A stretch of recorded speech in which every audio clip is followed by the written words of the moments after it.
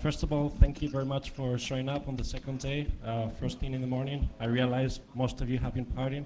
I've been doing it as well, so I'm quite impressed actually. There's so many people so early in the morning. As you can see, although you thought you came to see my presentation, actually I came to see you. This is actually what's happening today. So I'm gonna show you. Well, you'll see why we have an IP camera. It's related to the topic of the presentation, of course. Okay, so let's start. So first of all, my name is Adrian Pastor, or PACVAC. I do research at GNU Citizen, where I publish most of the stuff I research. So just very quickly overview, this is not marketing. I just want to, say a bit of about what we do. So, if you want to check out some of our research projects, you can do it. So we do research. We do a lot of, non-commercial research, which means that we do it for fun. We publish everything that we find. And then also because we have to pay the bills, obviously, we also do some private research for companies. We have also a penetration testing team, or Tiger team, which means, as you know, there's a few people involved on the security assessment. And as far as we know, we're the only active Tiger team in the UK at this moment. Anyways, we've grown quite a lot lately. We try to expand, come up with new ideas, we experiment. It takes trying, you have to try a lot of different ideas to see if they actually work. So this is what we try to do, Probably the latest project is House of Hackers, which is kind of like a social and networking site for hackers, security professionals. This is quite a cool crowd. There's a lot of events also there being discussed. There's also a possibility, some of the members are discussing the possibility of creating an event, starting an event in London as well. So it'd be quite cool if it actually worked out. And yeah, at the end, that's the .com domain. That's a commercial site, but as you can see, most of the stuff we do is actually non-profit. Okay, so what am I talking about? Well, I'm talking about how to crack into devices. And I will tell you later why I called it and beyond. What's the reason for that in the title? So, okay, first of all, what's the main focus of this research? I know there's a lot of people here, lots of, security aware people. Most of you, I believe, will be familiar with some of the techniques. But in a nutshell, what we're discussing here is HTTP, web vulnerabilities, universal plug and play, SNMP, and some Wi-Fi stuff. But as you can see, as you will see, the Wi-Fi stuff has nothing to do with abusing the protocol. It has to do with predicting algorithms that are built into the embedded devices. There's links all over the slides, so if you want to learn more about any of the things that I'm talking about, I realize there's not enough time to cover everything as you would do through training or in your own free time. So the slides are all full of a lot of links. A few months ago, we organized this router hacking contest, and as you can see, if you go to the website, you'll see that most of the compromises, most of the vulnerabilities that give you full root or administrative access, they're all based on attacking the web management console, which is already telling you that in a way it's kind of the weakest link of embedded devices, because most embedded devices nowadays, they come with web management consoles.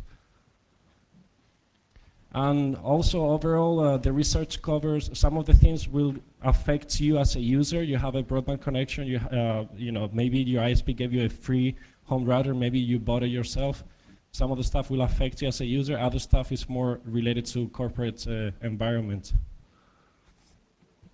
And second thing, the vulnerabilities discussed or techniques, it's for remote exploitation. I realize that there's a lot of cool things you can do once you're already in the LAN, but this is not really the focus of the presentation. Okay, so usually I know that you're supposed to give, well, you're not supposed to, but most people give the demos at the end. I'm gonna give it now at the very beginning. Hopefully it'll work. I realized that doing a demo, it's always a bit of a risk, I personally really enjoy demos as an audience, so I'll try to give demos at presentations as well.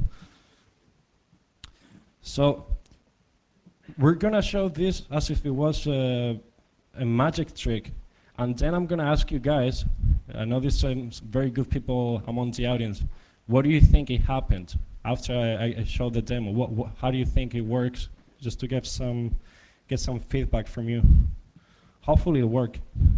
Actually, I had to change some things in the last minute, so I'm hoping that didn't scrap the demo. So this is just a shell script. We send the request to the camera. I'm not an administrator. I have already authenticated. So I'm administrator at this very moment. So I pretend to be the administrator. The requirement for the attack to work is that the administrator checks the logs. I realize that most administrators don't check the logs. So for this to work in real life, you have to somehow social engineer the administrator. Perhaps you want to flood the device with traffic, so eventually someone goes and tries to repair it and logs in as administrator and maybe checks the logs. How that happens in real life, that's up to you. So I'm just going to access the logs page, and we'll see now if it worked. There you go. Yeah, I just noticed, you see connection, we lost the connection. That's actually on purpose. The payload makes the camera reboot, so the logs are cleared. That way it's harder to detect the exploit. Because basically, if you didn't know, Axis IP cameras, once they reboot, all the logs are cleared. At least from the models I play with, that's the case. So after the administrator checks the logs, what happens is that the video page is replaced. Now I realize this is a really silly animated GIF. In reality, if, what you want to do, or perhaps what's cool to do, is what they always show in the movies. They replace the video stream with a video that's looping forever, and video usually tries to look the same as the original. That way, if there's some sort of surveillance going on, you could bypass it. There's no way for the security guys to know that there's an intruder in the building. I'm just giving you an example. You could embed anything there. It could be Flash, it's up to you. Whatever your browser understands, you can inject it, because this is actually being rendered by your browser, so you could inject anything in there. So, okay, the web guys, anyone in the audience, do you know what happens, or would you like to take a guess of how the video stream was replaced? Any volunteers? PDP is not an option. He knows this already. No one wants to volunteer? I can show the code.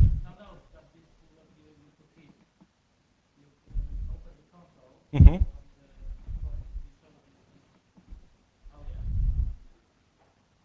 I can do I can do a less commands if you want for the.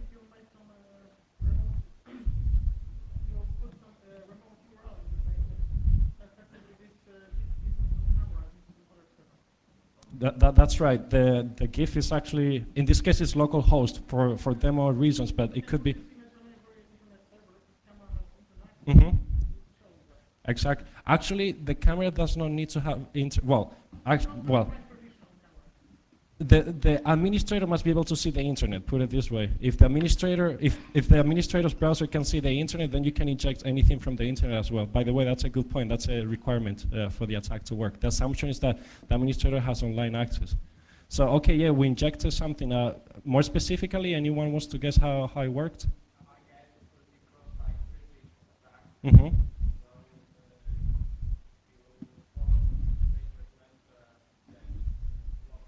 Mm-hmm. Uh-huh. Mm-hmm. That's right. There's these two persistent XSS involved and a request forgery in the same exploit. So when you see the page, all you do, you put a payload that changes.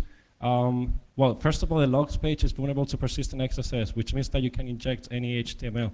Once the administrator visits the page, all I'm doing is that I'm changing the title. If you notice, here there used to be a title on the bottom.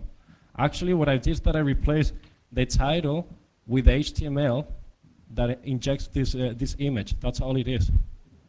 I'm just replacing the title. If you notice, there used to be a title there. So what I did is that I changed the settings of the title to inject your own video stream, image, you name it. It's very, very simple.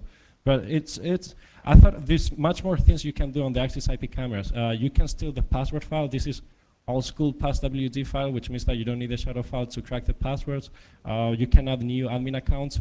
Also, what's interesting with Axis cameras that there's no separation between the operating system and the web console. So put it this way, if you add a new administrator account, or say root account, via the web console, you will see in the passwd file how literally there's been a new user added. This is completely talking to the OS, you know? It's very, very simple device, as you can see. Anyways, let's continue. All right. Okay, so it's very quickly, what I'm trying to transmit here is that when someone breaks into a device, even if you think you know, no one cares about the device, maybe it's an HP printer, you know, if you really think about it, there are ways to take this attack further, you know, and then you could actually have a case in which, you know, it's actually serious enough for the company to care about locking down the embedded devices. But we still have this mindset of not caring so much about these miscellaneous devices. So one of the possibilities, and you'll see that it's more simple than you know, uploading a new firmware, for instance. You don't need to do that sometimes. One of the possibilities, obviously, if you have an embedded device and it's sitting on the public net block, and that device is not properly segmented, obviously now you have the possibility to probe the LAN from the internet. So you're using the device as a stepping stone. That's one of the reasons why I like saying and beyond. From my experience, sometimes when you find this, you know, what I like to call miscellaneous devices, sometimes they're not usually taken into consideration as much when it comes to segmentation as, you know, usual, I don't know, web servers, application servers, no DMZ. I'm not saying it never happens, of course it happens, but all I'm saying is that in the case of some types of embedded devices, it doesn't happen as much. They're not segmented as often. In the case of, this is more applied to, well, Axis IP cameras. I'm just giving you an example of why you don't need to get very, very technical, you know? Everybody always says, okay, if you compromise an embedded device, okay, you can upgrade the firmware with your own Trojan firmware, but that maybe takes a lot of time, especially if it's closed source.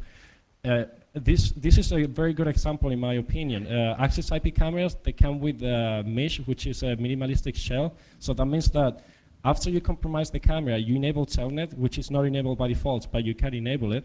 And then you can write a script to probe the internal network. What the script does is up to you. Maybe you're doing a ping script. Maybe you want to port your favorite web scanner, you know, to mesh. You can do it.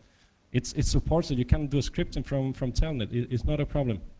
And also the more superior Axis models, usually the video servers, they also have PHP support. So again, you can program your own tools, and you're not changing the firmware or anything. It's very, very simple stuff. In the case of home routers, port forwarding capabilities, it's just also, it also applies to SOHOs and of course companies. If you compromise a gateway and it's not properly firewall, you can potentially probe the internal network by doing port forwarding. But the idea is you can use features and functionalities that already exist in the device for you to probe the internal network. That's what I'm trying to say, in case I'm not really explaining myself well. This is just an example of a script written in mesh.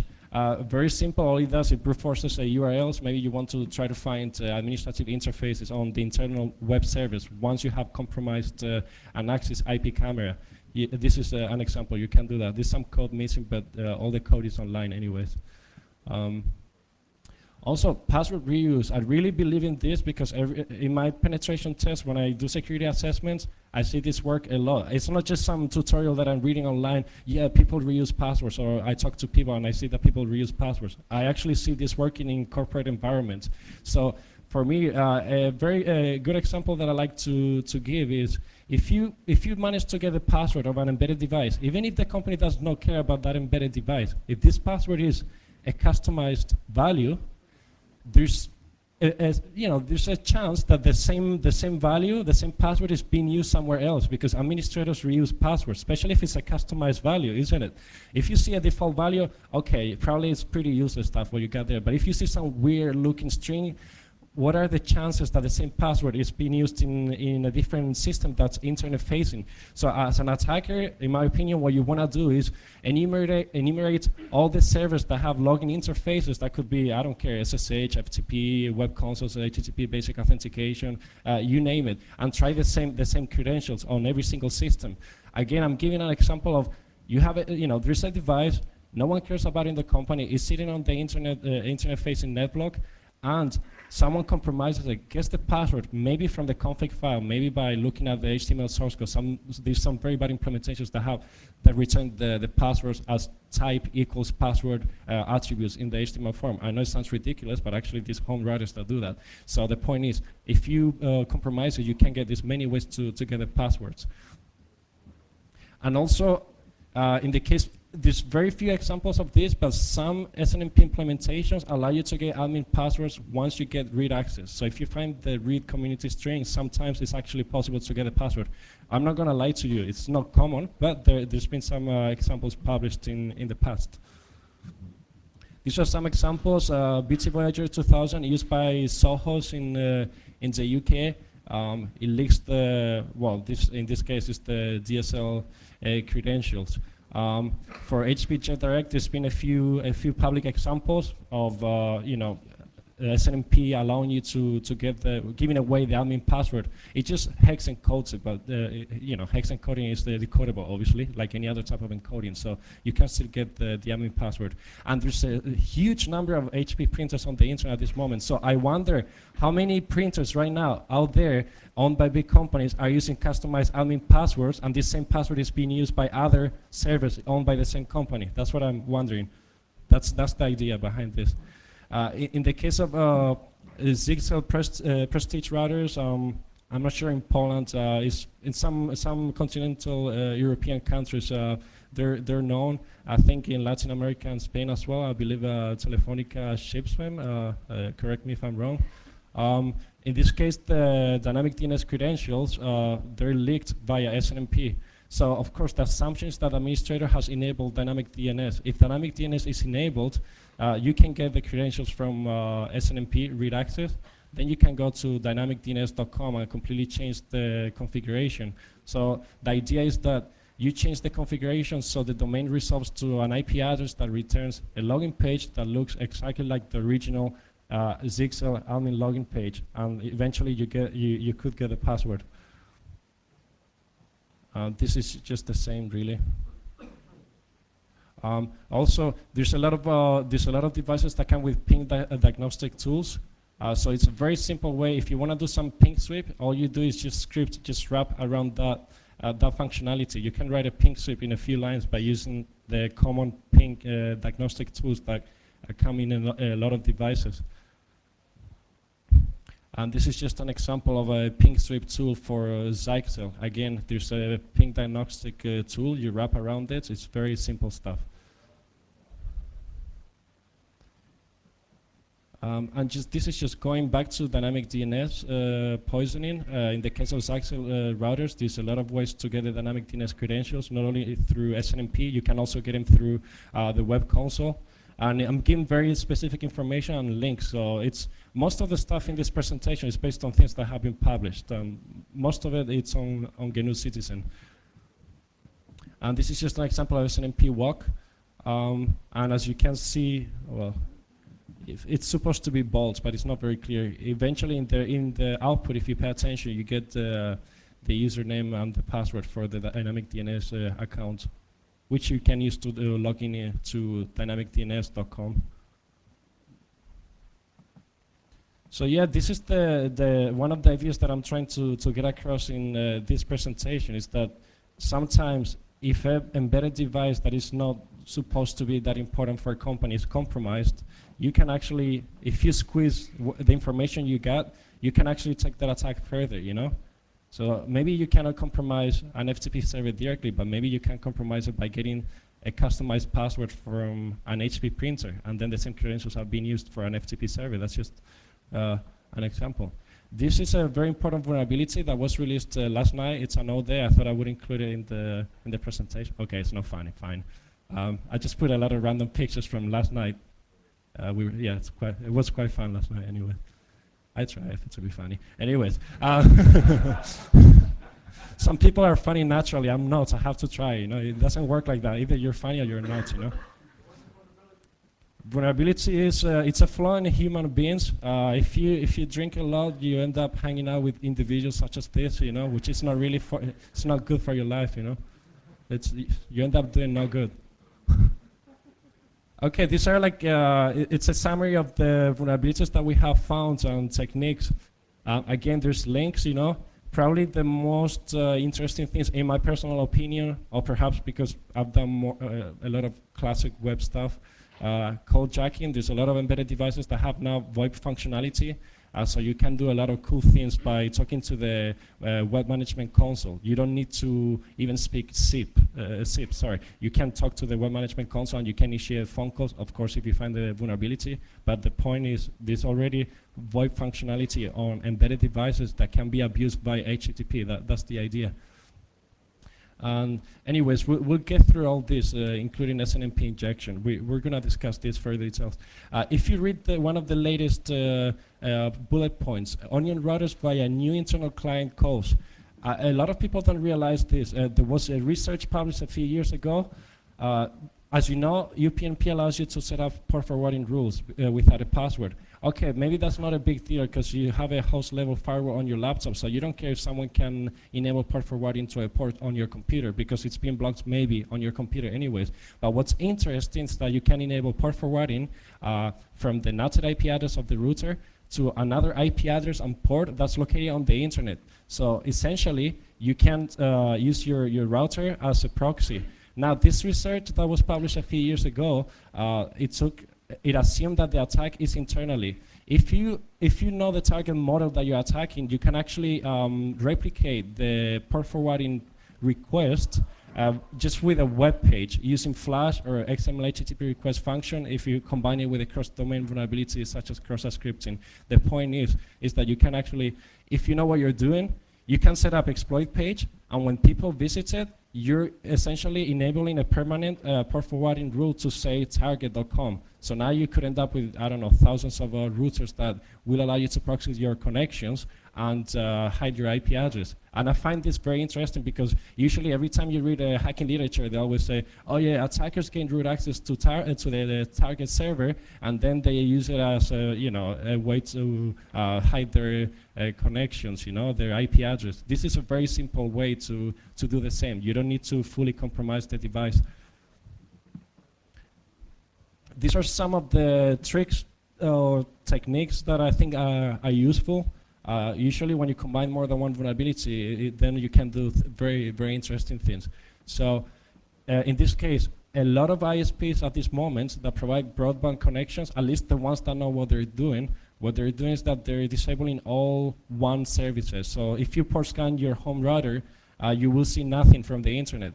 So if you find the cross-site request forgery and authentication bypass, then what you can do, again, you can compromise the router by having the victim being any user in the LAN where the router is, visiting a page.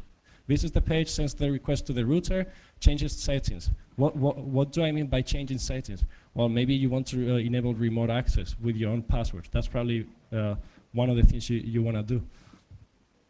And this is something that we found, I don't know how long ago actually, a few months ago, it's been a while. For the BT Home Hub in the UK, it's quite a big deal. It's a very popular device. There was an authentication bypass. At first we thought it was a Thomson Speed Touch problem because it's actually based on that device, but I've been told that the authentication bypass would only work on the BT Home Hub. This has been fixed already, by the way. And it's just the URL fuzzing techniques. You just put weird characters after the URL, and all of a sudden the web server doesn't ask you for a password. I don't know if this is a weak regex. I don't know exactly why this is happening, but what we found out is that you can bypass the authentication in a very simple way. And we provided a proof of concept exploit against Citizen. We try to make it a bit funny, so the idea is, someone somehow is social engineered to visit the malicious website, then he is redirected to Techno Viking YouTube video. I don't know if any of you knows Techno Viking. Anyways, this is just to distract the victim. But what's happening in the background is that the router is compromised. And if you pay attention to the code, what it's doing is actually, if you see RAS in the URL, that's remote assistance. That's a feature that was being used by BT to remotely manage the routers in case you have technical difficulties. They disabled that feature, but actually they can still completely do anything to your device, which is it's beyond the scope of this presentation. But let's just say that there's still ways for BT to change things on your router because of automatic upgrades. So essentially, they still have remote administrative access to your router, even though remote assistance has been disabled. So this exploit simply enables it with your own password. The attacker then gets an email just by contacting this PHP script. So what it looks like from the attacker point of view, after he has somehow attracted victims, maybe by setting up a forum that is supposed to help BT Home Hub users. I think that's a very good way to attract victims. What a better way to attract victims that use a certain router than setting up a forum that's supposed to help give you technical help for that router. If you set up a BT Home Hub technical help forum, you know that pretty much most people that go there will have a BT Home Hub. So the attacker will start getting emails saying IP address X has been compromised. The password is 1234568. Have fun. That's the idea. And this is the same example as what I showed in the Axis IP camera. If there's a web server, but it's password protected, so you're on the internet, you can talk to the HTTP server, but you can't do nothing to it because it's password protected. That's what happened with the IP camera. If you can send a malformed HTTP request, which is logged in the logs page, there's still a way to compromise the device. Most people will tell you, well, there's a web server, but this password required, and you don't know how to bypass that. You don't know the password. In this case, this is a way to compromise the device if you find persistent excesses in the logs page. And if any of you does web application penetration test, there's a lot of management consoles products, commercial products that are perhaps not very known, but you see customers using it, and many of them have persistent excesses problems in the logs page, which is interesting because if that logs page is viewed, you know it's an administrator that is seeing it, and therefore you can perform any administrative request because the payload is being run within the context of the current user. And this is just, we just gave a few demos back then when I published the paper. One of them steals the passwords file. The other one adds a new admin account. And the last one is the one that I showed before. It just changes the video stream. And this is basically, this is what the attacker will get. I mean, most of the information theft that happens via XSS, all you do literally is use XML HTTP request function to scrape the page that contains the information that you find interesting. In this case, the information I find interesting is the password file, which is what gets sent to the attacker's site where it's logged. And this is another vulnerability we published today. Again, I put a bunch of random pictures from last night. Okay, another personal favorite. Obviously, if you can see the web interface from the internet and you don't have the password, obviously it's if you find an authentication bypass bug, it's a game over. I know this is a very simple thing, but still, I still wanted to mention it because it's important. This one is a bit of a weird one. We also found this on the BT Home Hub. I haven't seen it often, but if you have a home router, say, again, we're going back to home router. I think it's a good example because most people here probably have broadband routers.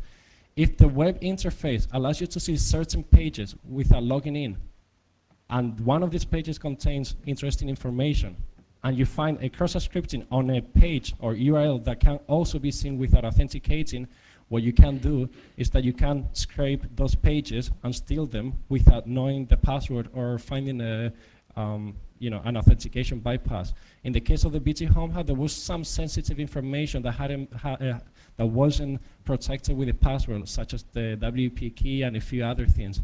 So it was just an example of how you can steal sensitive information without having an authentication bypass or without having to know the password. It's a very specific example, to be honest with you. And again, this is the demo exploit. It's just the same story. Even if it looks like there's a lot of code, it's always using XML HTTP request to scrape the page that you want. Essentially, that's what it is. So yeah, we love researching the BT Home Hub because we like embedded devices, and BT Home Hubs are very, very popular in the UK. So we keep researching it and finding things all the time, because we just like it a lot. This is a very, very cool example. That wasn't found by me. I have the credits there.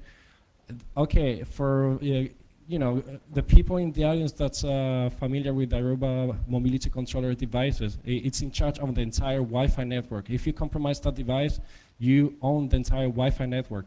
There was a very, very interesting case of this specific model of Aruba mobility controller that allowed you to inject persistent XSS on the logins page by sending a malformed request to the screens directory, if I remember correctly. Anyways, that's a very simple POC. It just, what will happen if you send that request is that as soon as the administrator goes to the login page, the alert box will pop up. Obviously, you don't want to do an alert box. You want to do something else. So personally, my favorite payload for XSS on the logins page is to overwrite the login forms action attribute. Why? Because that means that when an administrator clicks on login, the password is sent to your website. And I know it's very simple, but a lot of people don't realize that with JavaScript, you can rewrite DOM values, even though they're already been declared. Nothing stops you. If you do persistent XSS, you can rewrite anything you want, including the action attribute. So this exploit, it's very simple, okay? It's a persistent XSS on the logins page, but what we're saying is that you can compromise an entire Wi-Fi network by doing this. I hope that shows that you can actually do some very serious stuff sometimes. And this is more vulnerabilities from last night. Damn it, no one is laughing, man. I thought it'd be funny. I really tried. Anyways. Yeah, love for authentication bypass bugs. Okay, this is very important. If you do a web application penetration test, it's not very trivial to find an authentication bypass, but when you go to embedded devices, you find things that it's a joke. You just can't believe. It's like when you do a word game, for web hacking, and the first stage is an authentication bypass. Basically, all it is put the URL that would appear after you log in, This is the kind of things you find sometimes on embedded devices, because the developers assume that you won't know, if you don't have the password, you won't know the admin URL after you log in. This is the assumption.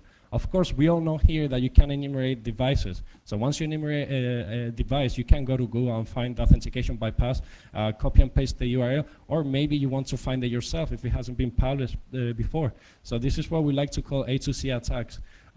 There's a few examples. I will go through each of them.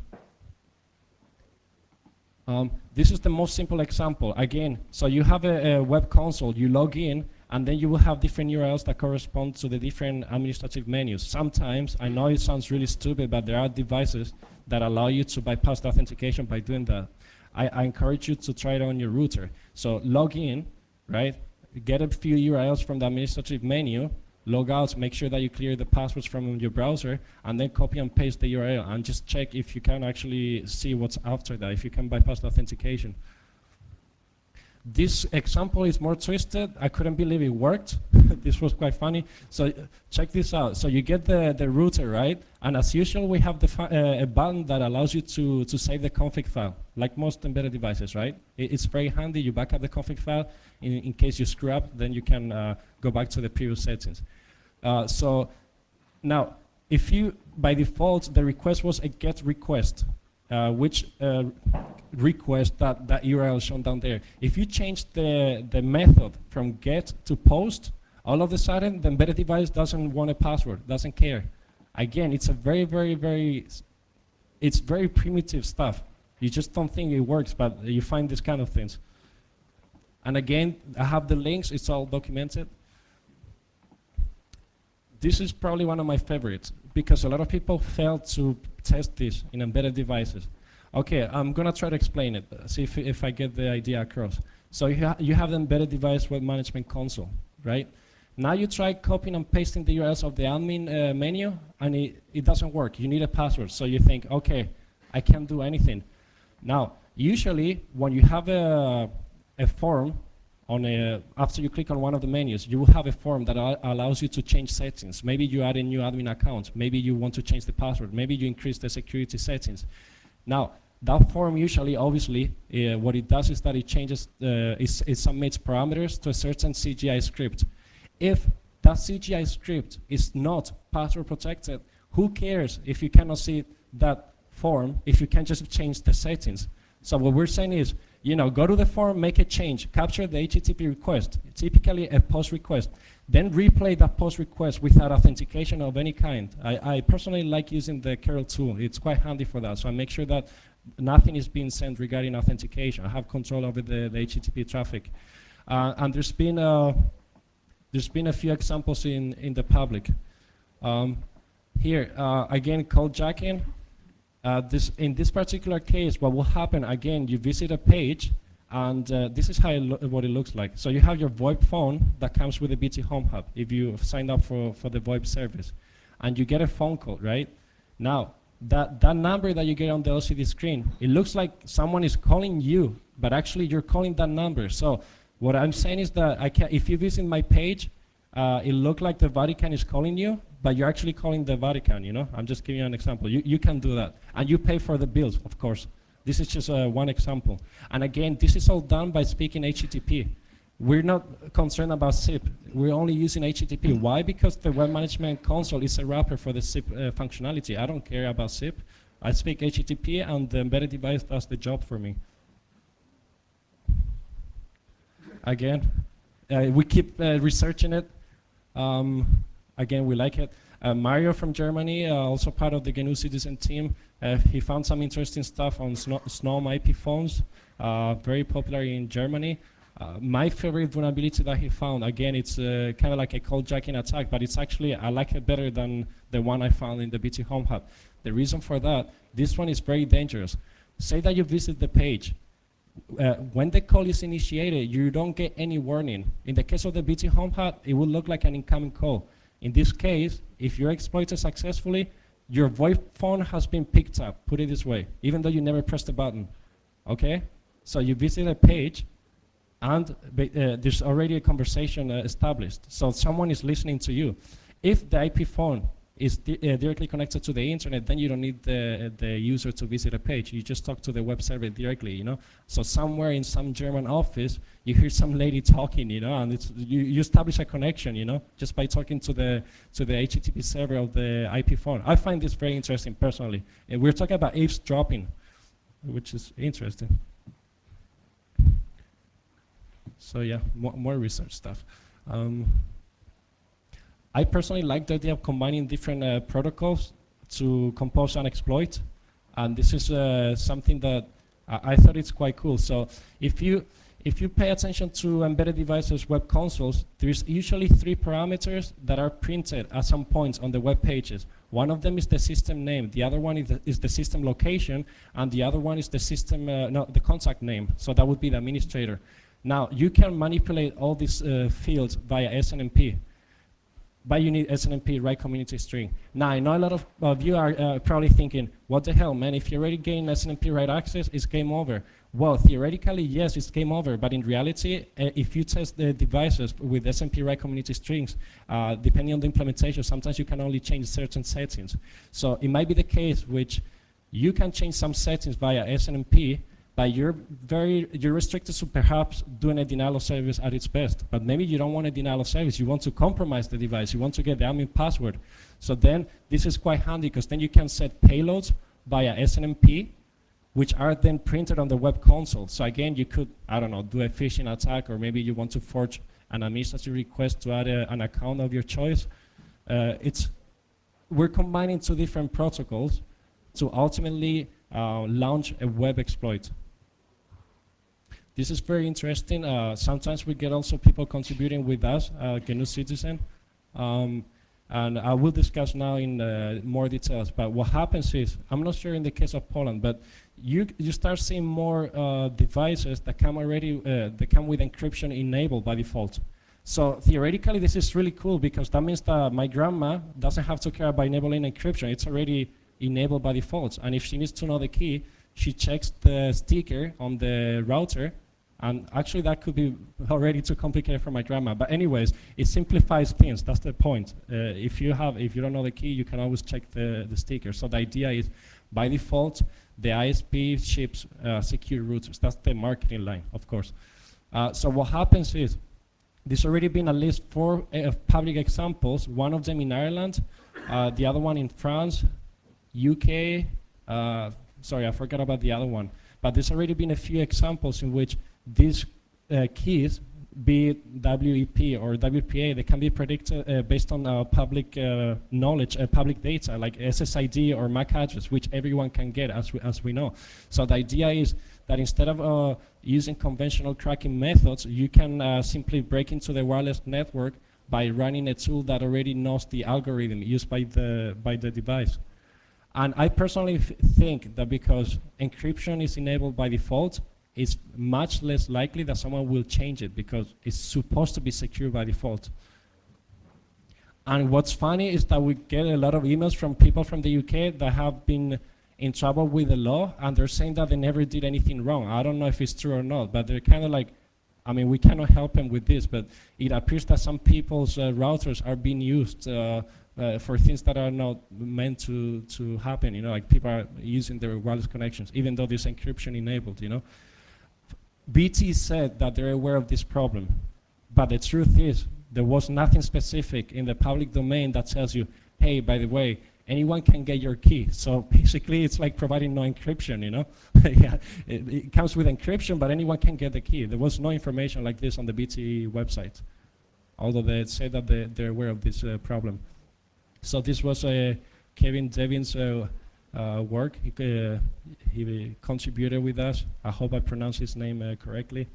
And the idea is, in this case, actually what we can do in this case is obtain the WP or WPA key based on the serial number. But in the case of the BT Home Hub, what happens is that obviously you don't know the serial number, but it turns out that if you compute all the possible serial numbers and then you match the corresponding SSID to the target one, eventually what you come up with is a list of about 80 keys that are the possible keys. One of those 80 keys will be the correct one. It takes about 2 minutes with the bash script to go through each of them. Okay, this is some new stuff that I added. So the current state of the BT Home Hub security, again, you know, we like researching this because it's popular in the UK. Wi-Fi wise, first of all, it comes with WP encryption 40 bits by default. We know that anyone can crack this using Backtrack and the right USB adapter or, you know, Wi-Fi adapter in general. If you have the right hardware and you're using the right tools, you can crack this provided that there's already traffic in the network. You can also break into it by using the method that we discussed, which is based on predicting the key by feeding your tool the SSID. Now, once you're inside the network, say that you want to compromise the router as well. Maybe the attacker doesn't only want free internet. Maybe the attacker also wants to manipulate your router settings to maybe hijack your traffic. That's up to the attacker. Now, BT, before, a few months ago, the default admin password was admin. So that's, we all know it's a very common problem on home routers, you know, default passwords. Only we geeks change the admin password. So it's quite a problem. They did something very clever with the latest firmware upgrade, which happens automatically. Now all the routers have a password that is customized, it's specific to that router.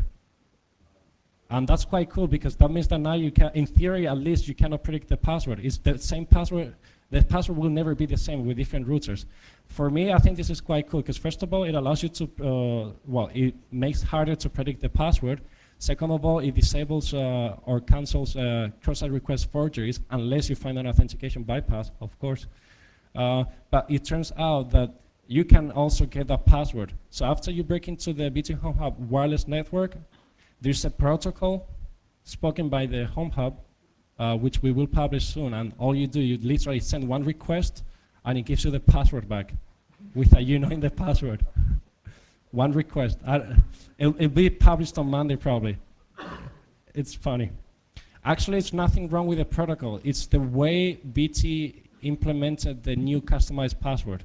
It's based on information that you can get via this protocol, put it this way. The protocol is not designed to give you, the protocol doesn't know that's a password. The protocol knows that this is a setting, a parameter within the device. But it turns out that the value of that parameter is actually the customized password. So you have the password basically. And this is more vulnerabilities. Anyways, okay. Okay, for me, researching the home routers is not only about we're so cool, we found a vulnerability. It's not so much about that. Okay, there's very interesting and dodgy things happening by ISPs now. I'm sure in Poland you're getting the same. I've already talked to quite a few people that have knowledge of these things. All these home routers that are shipped, or most of the home routers that are shipped by ISPs, they have very customized settings. And what they're doing, you can believe me or not, but what many of these ISPs are doing is this is basically spyware. Okay? Who gives a crap if you have anti-spyware on your laptop? If the router gets all your traffic, which it does because it's your gateway, it can steal any traffic. It can send the traffic for statistics, for customer behavior analytics, whatever the hell you want to call it. I call it spyware. They could parse any data that goes in the clear. They could parse cookies. Most cookies travel in the clear. Essentially, it's a session hijack. If the website is crappy, the password will travel in the clear. There might be other clear text protocols as well, FTP, you name it, POP3, whatever it is. The point is, how much are you trusting a home router that's provided for free by your ISP? How much are you trusting it? Do you really know what happens between your router and the internet? Because if you actually check online, there's actually a lot of people that are questioning this lately, but it turns out that it's not so trivial to sniff it, I mean, as far as I know, this is not a cheap way. Again, I don't know if there is, but if there is a way, tell me. There's no cheap way to sniff ADSL, to sniff that traffic. There's some toys online. I thought I mentioned it, probably the next slide. There's some toys that you can buy that are actually used by the engineers that make these routers, and you can buy if you have good cash, And this device will allow you to basically sniff all the DSL traffic, and then you can learn about the secrets. What is the home router doing? Is it sending anything to a place it's not supposed to? Any sort of a call home activity? What's happening? If there's automatic firmware upgrades, how do they work? Once you learn how it works, can you manipulate them by yourself? Can you change settings once you learn how it works? So for me, in the research for the BT Home Hub, this is the next step. It's to understand what's happening between my router and the internet. I want to know what information is being stolen about myself. I want to know how the firmware upgrades work. This is what I want to learn. And maybe I can get one of those devices. I don't know. But I gave some links. There's a couple of links there. Again, we'll put the slides online. And that's the picture of one of these devices. It sits between your router and your telephone jack, basically. And it will allow you to debug all the information. It's actually used by the engineers that designed the firmware upgrade protocols and so on. And this is, I like to put a bit of politics in my slides sometimes, because it's not all about only being technical, Sometimes it's about, you want to make sense out of your work, like, okay, question things, what's happening in the industry, Is anyone here familiar with the phone service, FON, phone service, La Fonera? Okay, so BT was really pushing to make this service big in the UK. So what they did is quite clever. Instead of having to buy the Fonera device, what they did is that actually the BT Home Hub now natively supports phone. So if you opt in, you can use phone, you provide phone access, and then you get phone access from other people, and you don't need to buy any additional device. So somehow, Schneier, one of the biggest opinion makers in the industry, who of course works for BT, somehow a few months after the phone service came out, he wrote an article that was quite big in Wired, saying that he does not use any sort of encryption in his wireless network. We know there's concerns in the industry about unprotected wireless networks. And it's not only about free internet. We're talking about someone using your wireless network to do illegal stuff. getting pedophile content, attacking target servers, things that I don't want people to do to my network. Somehow Schneier said that the wireless is, his wireless is wide open, and we know that he's such a big icon and he is such a big opinion maker, and I'm just wondering if it has anything to do with the phone service. Anyways, just something to think about. Thank you very much for showing up. I'm really impressed there was such a good turnout, especially on the second day. I hope you find that interesting. I realize maybe I didn't explain some things correctly. Maybe there's too much content, but you can drop me an email. I can give you my business card. You can contact us on GNU Citizen. Thank you very much for your time. I hope you found it interesting.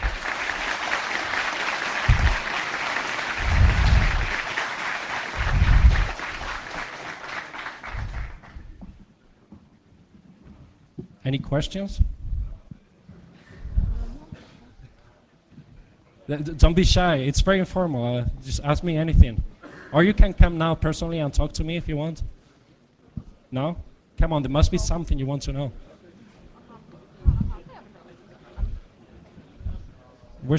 I'm not sure if it's working actually.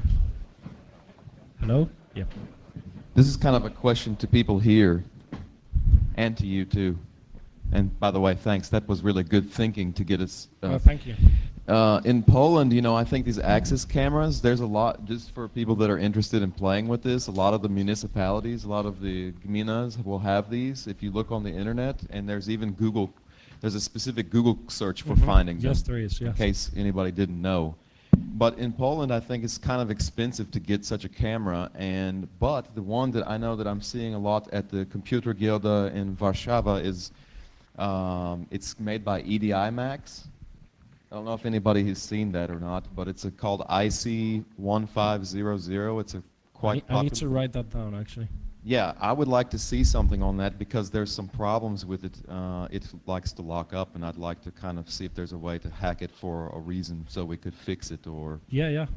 So if anybody's interested, find me if you're interested in doing anything with that. I've even got one publicly, so if somebody wants to play with it. If you give me permission, just send me a document saying I authorize you to play with it. Yeah, I'll do it. I'm happy to do it. Okay. Actually, the first things I found on the Beating Home Hub was a donation. Someone gave me a home hub to play with. This is how I found it. So maybe in this case we'll find something else too, Yeah, and they're cheap. Here I think it's like something, well, relatively cheap. Camera like this costs, I think, a few thousand zloty, but this EDI Max costs around 150 zloty, so it's quite this affordable. One, if you go to eBay, it's good. 2100 and 2120. They're still widely used, but it's because it's relatively old already. If you go to eBay, you can buy it for very cheap. I don't remember how much I paid for it, but I recommend using Axis cameras a lot for research because it's open source, and the developer sites of Axis gives you so many tools for you to customize the camera. It's really powerful. So I really think they did a good job. So if you want to play with a device, I think Axis IP cameras it's a good choice. Personally, I think. Thanks. Sure. Anybody else? Well, kind of a comment for your information. In Poland, the main service provider, the Polish Telecommunication, provides also such wireless boxes. They call it live box, and they also come with pre-configured web encryption and with the key provided on the box. So I'll also, well, you probably won't know, but I wonder whether it's possible to figure out those web keys. I recommend you to check the links because some of these models, they usually wrapped as a different brand, but it's the same. So you might be surprised. Maybe the research is already out there, but no one has noticed, hey, this tool works for this Polish router, because what this Kevin Devin, what he found was for an Irish router, but it turns out it's also used by AT&T in the US. So it could be the same in this case, Maybe it's already out there and no one has made a comment in the public, Cool. I think that it's true here. I think it's because this is France Telecom router, and Polish Telecom is part of France Telecom. And as I research, the brand of this Livebox is Sagem, and it's widely used in France Telecom companies. So I think it's true. But one interesting case for me, it was your question about trusting to ESP. Mhm. And of course, this automatic updates, it's quite important Oh, yeah. case. But of course, when ISP wants to analyze traffic, it can be done to the other side, from the other side. Yeah, Mhm. when this other point, a router is our point, and Mhm. there must be another point Exactly. at hosting, and Mhm.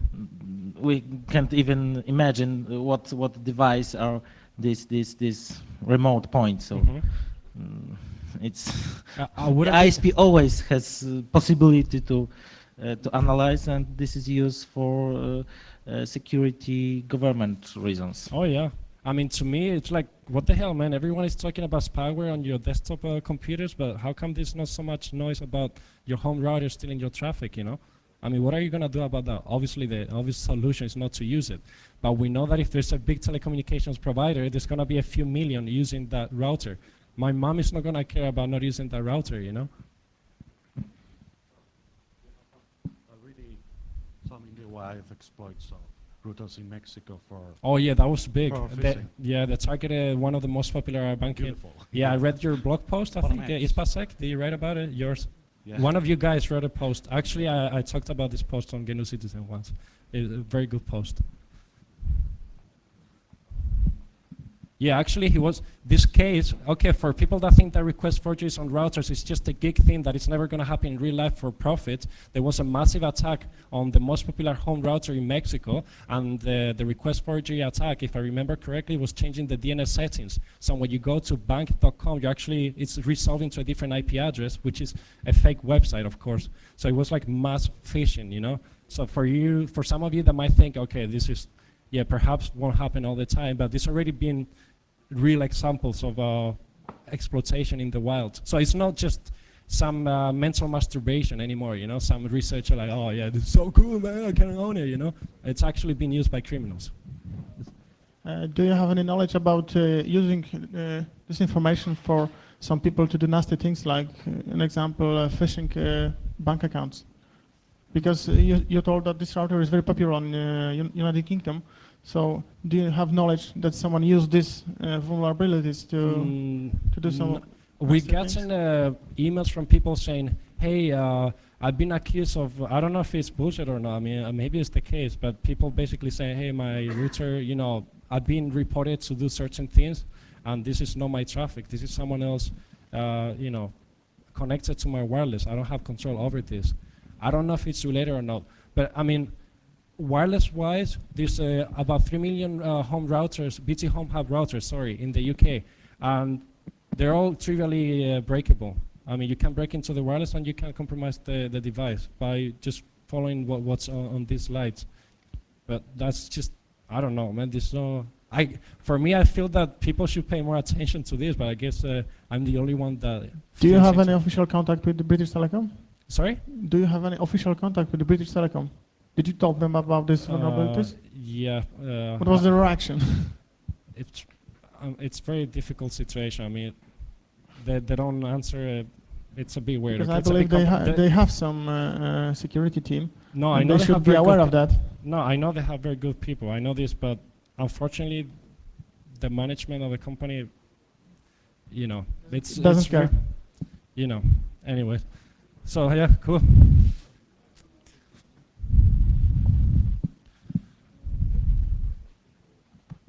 Thank you so much, guys.